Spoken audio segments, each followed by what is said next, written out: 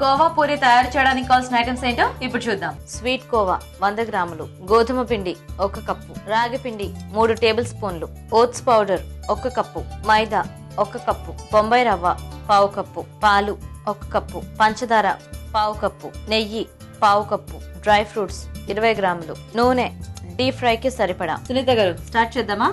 So ఏం చేయాలండి దీనికి? ఫస్ట్ పూరి కావాల్సినటువంటి పౌడర్స్ వేసుకొని ఒక 2 స్పూన్స్ ఆయిల్, కొంచెం వాటర్ వేసి కలిపి పెట్టుకోవాలన్నమాట. ఏమేం పౌడర్స్ వేసారు? ఫస్ట్ ఓట్స్ గ్రైండ్ చేసుకొని ఒక 1 కప్. అంటే ఫ్రై చేసి గ్రైండ్ చేసారు? లేదండి, పచ్చివే గ్రైండ్ చేసుకోవచ్చు.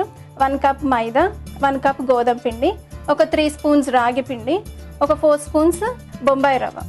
సో కొంచెం ఒక 2 స్పూన్స్ ఆయిల్, కొంచెం వాటర్ వేసుకొని ఇలాగ కలిపి పెట్టుకోవాలన్నమాట. సో ఇది మనకి ఎంత నానితే అంత బాగుంటుంది.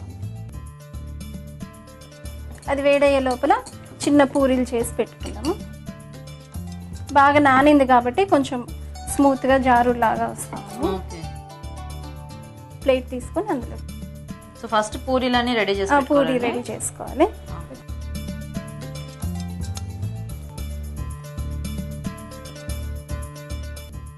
సరిపోతుందా? అంటే ఓట్స్ వేసాం కాబట్టి కలర్ ఎక్కువ రాదన్నమాట, బ్రౌనిష్. మైదా కూడా ఉంది కాబట్టి పూరీలు అయిపోయాయి. ఇప్పుడు కొంచెం గోరువెచ్చని పాలలో ఒక 4 స్పూన్స్ షుగర్ వేసుకుని కొంచెం కరిగిన తర్వాత స్పూన్ తోటి ఈ పూరీ కొంచెం డిప్ చేయాలన్నమాట దీంట్లోకి. కొంచెం మెత్తగా అవ్వాలి.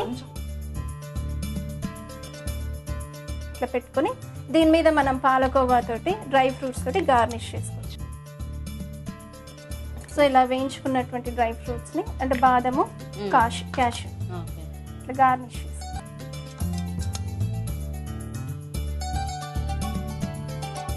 Very good.